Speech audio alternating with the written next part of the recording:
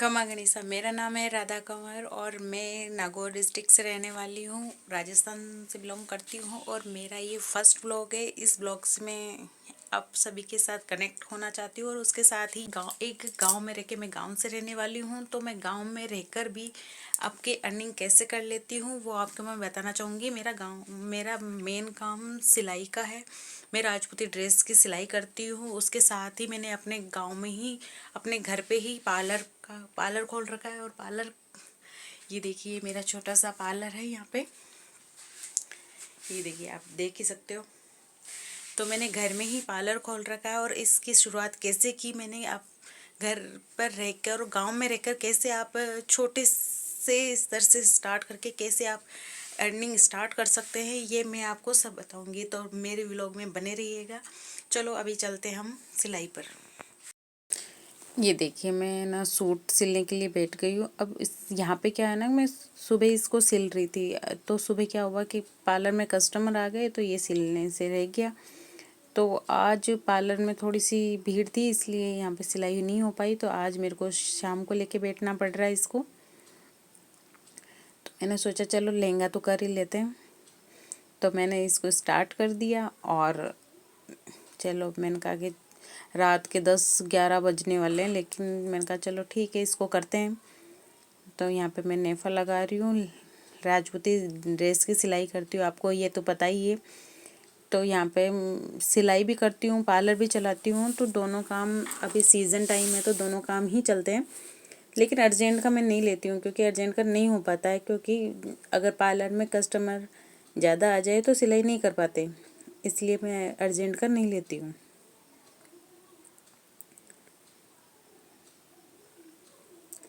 ये देखो, मैंने सोचा रात को ही कर लेते हैं, अब दिन में तो नहीं हो पा रही है तो रात को कर लेते हैं। ये देखिए ऑर्गेन्जा फैब्रिक है और कितना सुंदर लहंगा है। आप खुद देख के बताइए और कमेंट में ज़रूर बताना कि ये कैसा है। ऑर्गेन्जा फैब्रिक इतना ज़्यादा सिल्की होता है कि हाथ में नहीं टेरता। देखिए कितना, तो ये लहंगे की कलियां और नेफा हो गया है। अब मैं यहाँ पे मंगजी को जोड़ूंगी। अगर आप मेरे चैनल पे चाहोगे तो आपको सिलाई के, राजपूती ड्रेस के सारे सिलाई के वीडियो मिल जाएंगे आपको। और कुछ भी पूछना हो तो आप कमेंट बॉक्स में मुझे पूछ के अपने डाउट्स को क्लियर भी कर सकते हैं। तो हम यहाँ पे मंगजी को जोड़ना स्टार्ट कर देंगे। देखिए मंगजी को जोड़ लेती हूँ मैं। अगर आप है ना सीखना चाहते हो ना, तो सिलाई में क्या होता है, ऑर्गेन्जा फैब्रिक को कभी भी स्टार्टिंग में यूज़ मत करना। अगर आपको सिलाई सीखनी है तो हमेशा कॉटन सूट पे स्टार्ट करना। कॉटन सूट क्या होता है ना कि जहाँ पे हम सिलाई करते हैं वहाँ पे वो कपड़ा रुक जाता है, जिससे कि हमारे को मशीन चलाने में आसानी रहती है। और सिल्की कपड़े क्या है ना कि वो रहते नहीं हैं, इसलिए वो नहीं सिल पाते।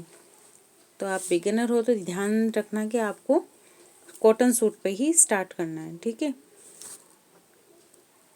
और ये है कि सिलाई के आप अगर दिन का एक सूट भी निकाल लेते हो, राजपूती ड्रेस की सिलाई कम से कम 250 रुपये तो रहती है, 200-250 रुपये एरिया के हिसाब से। तो आप आराम से 7 से 10 हज़ार तक आराम से अर्न कर सकते हैं। उसके बाद तो आप जितना ज़्यादा है ना उसको सिलते हैं, उस वो आप पर है कि आप कितना मेहनत करते हो या कितनी सिलाई करते हो, वो तो आप पर जाता है।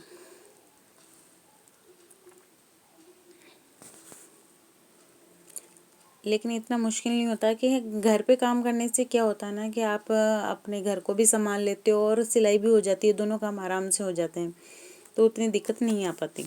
दूसरा काम आप पार्लर का स्टार्ट कर सकते हो। आपको अगर थोड़ी बहुत आईब्रो बनानी आती है या वैक्सिंग करनी आती है, नहीं भी आती है, तो आप है ना आईब्रो और वैक्सिंग को सीख सकते हैं। सीख के उसे नॉर्मली आप स्टार्ट कर सकते हैं। अपने आस पड़ोस में बताइए कि है ना मैं आईब्रो बना रही हूँ, तो आईब्रो धीरे धीरे जब आईब्रो के कस्टमर आने लगेंगे तो आप वैक्स का स्टार्ट कर सकते हो। वैक्सिंग के आने लगे तो थोड़ा बहुत आप अपने पास के एरिया में जहाँ पे भी पार्लर हो वहाँ से थोड़ा बहुत आप कोर्स को सीख के अच्छे से ट्रेनिंग लेके और उसके बाद आप ज़्यादा कर सकते हो। लेकिन अगर जब तक नहीं सीखा है, घर बैठे आप बाहर भी नहीं जाना चाहते, घर बैठे ही सीखना चाहते हो, तो आप आईब्रो और वैक्सिंग का लेके आप एक बार के लिए अपना पार्लर का बिजनेस स्टार्ट कर सकते हैं। इसके लिए ज़्यादा इन्वेस्टमेंट की भी ज़रूरत नहीं होती है, आप थ्रेड और वैक्सिंग ला के स्टार्ट कर सकते हैं। मैंने भी ऐसे ही स्टार्ट किया था। इसके बारे में आपको चाहिए तो मैं फुल डिटेल बताऊंगी कैसे मैंने अपना पार्लर स्टार्ट किया। ये देखिए हमारा लहंगा सिल गया है, ये कितना अच्छे से सिला है। आप पार्लर और सिलाई दोनों में ही आप घर बैठे अच्छे से अपना इनकम कर सकते हैं। तो हमारी सिलाई हो चुकी है और मैंने ये लहंगा सिल के रख दिया है। इसके बाद कल इसकी कुर्ती कांचली सिलूंगी। कैसा सिलाई देखो कितनी फिनिशिंग के साथ चला। अगर राजपूती सूट के हिसाब से आपको कुछ भी पूछना हो, कैसा भी सिलाई हो, अगर आपको नहीं समझ में आती है कैसे करना है तो आप मुझसे पूछ सकते हैं। मैं पूरी राजपूती सूट सिलती हूँ, हाँ छोटे बच्चों की सिलाई भी करती हूँ और साथ में पार्लर चलाती हूँ। तो आपको जो भी कोई भी कन्फ्यूज़न हो, कुछ भी हो कि आप कैसे घर बैठे या फिर अपने टाइम का उपयोग करके कैसे आप अपने इनकम को कैसे आप मेहनत करके घर बैठे भी अर्निंग कर सकते हैं, इसके लिए आपको ज़रूरी है कि मेहनत करना ज़रूरी है।